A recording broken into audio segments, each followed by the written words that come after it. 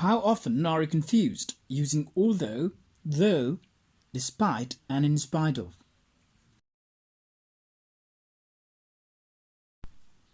Hello and welcome back to Elegant English, and today we are looking at some contrast words. As a learner, it can be repeatedly confusing when and how to use although, though, despite and in spite of.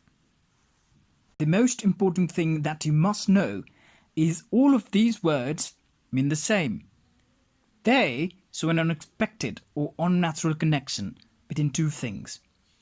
We will be learning some major rules for the use of these contrast words in both spoken and written English. Let's observe despite and in spite of. One essential point to mention about these contrast words is both of them are exactly the same. The meaning and grammatical forms have no difference at all. However, there are some structures you must know. Despite his practice, Ron lost the district tournament. This is the first structure that we can use with despite or in spite of. In this example, I've used a noun after despite or in spite of. Let's have a look at the second structure. Despite practicing hard, Ron lost the district tournament. In this example, I have used an ing after despite or in spite of. The last one is also a common structure. Despite the fact that Ron practiced, he lost the district tournament. In this example, I have used despite or in spite of plus the fact that plus subject and verb. So these are some ways of using despite or in spite of. Now, I have a question for you. Can you find two differences between the first sentence and the second one? Well, the first difference is where the word despite is.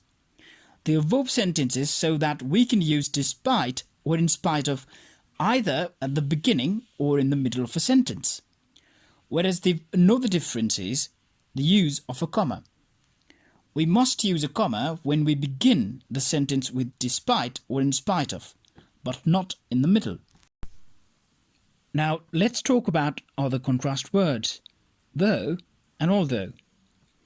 Before we dive into the context, though and although are slightly informal than despite and in spite of.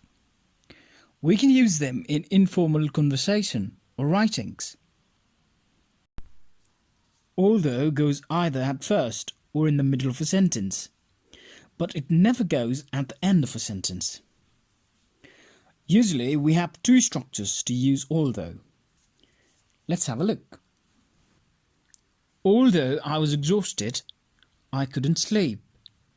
In this sentence, I've used although at first, plus a verb phrase, a comma, and a verb phrase again. Remember, we can't use a noun after although. We can also use although in another way. I couldn't sleep although I was exhausted. In this example, I have used a verb phrase plus although and a verb phrase again. But we can't use a comma before or after although in this structure. Now let's talk about the last contrast word of this lesson. As previously mentioned, though is a bit informal than other contrast words. We can use though mostly at the end of a sentence with a comma. For example, I was exhausted. I couldn't sleep though. Right, that's all for today's lesson. I really hope you enjoyed it and learned the difference.